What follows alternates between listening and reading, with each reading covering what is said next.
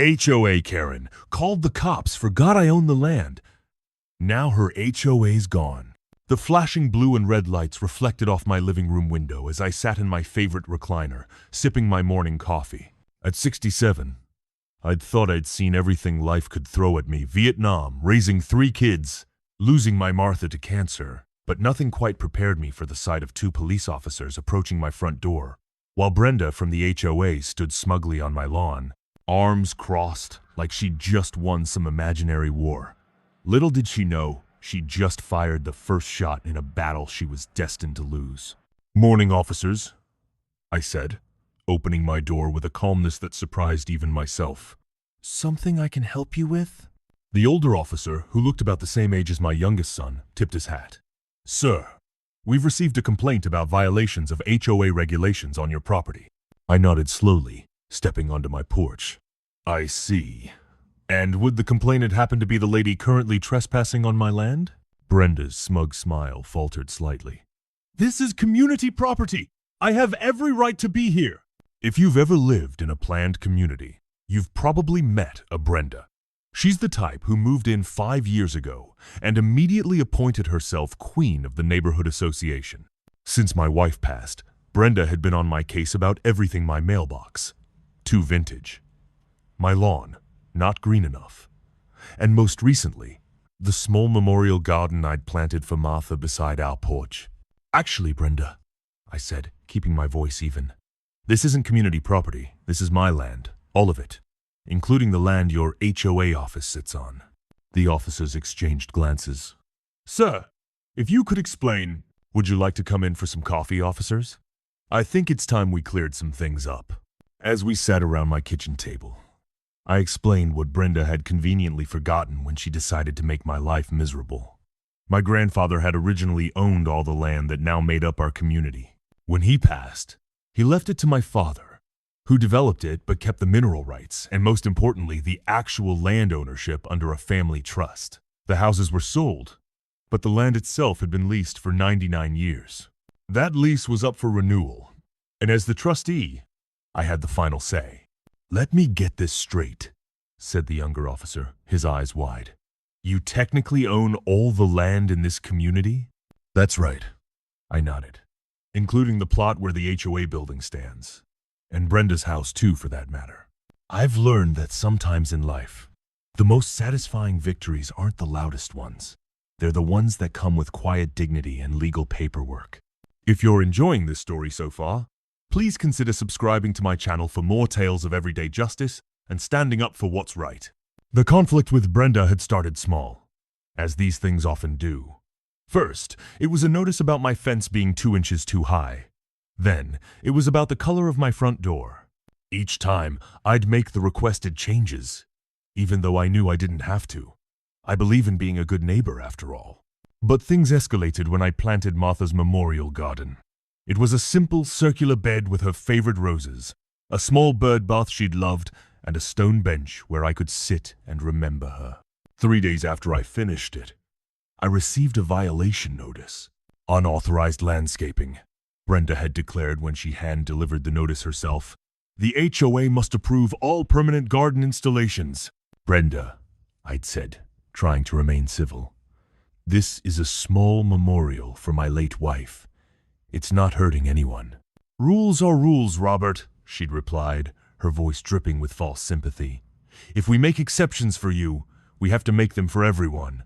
What she didn't know was that I had already spoken to a lawyer about the upcoming lease renewal. I hadn't planned on making any changes until now. The next few months were a master class in bureaucratic warfare. Brenda issued violation after violation, each more petty than the last. She fined me for having my trash cans visible on pickup day, for parking my truck in my own driveway, and even for the American flag I flew on Memorial Day. Each notice I received, I documented. Each conversation I had with Brenda, I recorded. Each fine I paid, I kept the receipt. My lawyer advised me to build a case, and that's exactly what I did. The turning point came when Brenda called the police about my illegal garden structure, the bird bath. That's when the officers showed up at my door, and that's when I decided it was time to reveal the truth. After the officers left, having assured me they would file a report about Brenda's false complaint, I picked up the phone. Hello, Mr. Henderson. It's Robert. I think it's time we moved forward with the lease renewal discussion. Have you ever had to deal with someone in a position of authority who abused their power? What would you do if you discovered you held all the cards in a situation like this? I'd love to hear your thoughts in the comments below. The next HOA meeting was packed. I hadn't attended one in years, but tonight I sat in the front row, a manila envelope on my lap. Brenda stood at the podium, going over the budget with an air of importance. Next on the agenda, she said, her eyes finding mine in the crowd, is the continued violation of property codes by Robert Miller. I recommend we pursue legal action to force compliance. I stood up, holding up a hand. Before you do that, Brenda, I think there's something the association should know. The room fell silent as I walked to the front.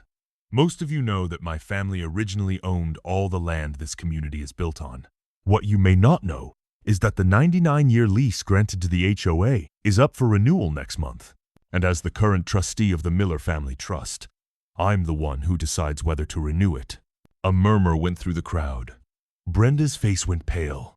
Now, I had planned to renew the lease with no changes. I continued, opening the manila envelope. But after months of harassment, false police reports, and over 0 in fines for ridiculous violations, I've had a change of heart. I pulled out the documents. This is a new lease agreement. It dissolves the HOA entirely and converts all properties to fee simple ownership. Each homeowner will own their land outright, without any HOA oversight or fees. The room erupted in whispers and exclamations. Several people began to applaud. You can't do that! Brenda shouted, her composure finally cracking. We have bylaws! We have procedures! Actually, Brenda, I said calmly, the original lease agreement gives the trustee the right to dissolve the HOA with 90 days' notice. I've already sent that notice to your lawyer. And since the HOA building is on my land, you'll need to find a new place for your meetings. The look on Brenda's face was something I'll treasure for the rest of my days. It wasn't anger or defiance, it was the dawning realization that she had overplayed her hand and lost everything. Stories like this remind us that sometimes the system works exactly as it should. If you're finding value in these tales of justice and standing up for yourself, please hit that like button and share this video with others who might appreciate it too. The next 3 months were a whirlwind of legal proceedings, paperwork, and more than a few awkward encounters with former HOA board members. To her credit, Brenda never apologized, but she did move away 2 months after the HOA was officially dissolved. On the day the final paperwork was filed, I sat in Martha's garden watching the sunset. The bird bath was filled with water, and a small sparrow was splashing happily. For the first time in a long while, I felt a sense of peace. Miss you, Martha, I whispered to the evening air. But I think I finally handled this one right. The community has changed since the HOA dissolved. People take care of their properties not because they're forced to, but because they want to. We've formed a neighborhood watch program that actually works. Last month, we had our first annual block party, and nearly everyone came. Sometimes, justice isn't about revenge or getting even. It's about creating a better situation for everyone involved. I didn't set out to destroy the HOA, I just wanted to be left alone to grieve my wife in peace. But in the end, dissolving the HOA was the best thing that could have happened to our community. What would you do if you discovered you had the power to change your entire neighborhood for the better? Have you ever stood up to someone who abused their position of authority, even when it was difficult? Share your stories in the comments below. I'd love to hear from you. As for me, I'm just an old man enjoying his garden, his freedom, and the knowledge that sometimes the good guys do win. And if Brenda ever happens to drive through our old neighborhood, she'll see a community that's thriving without her, something I find more satisfying than any fine or violation notice she ever sent my way.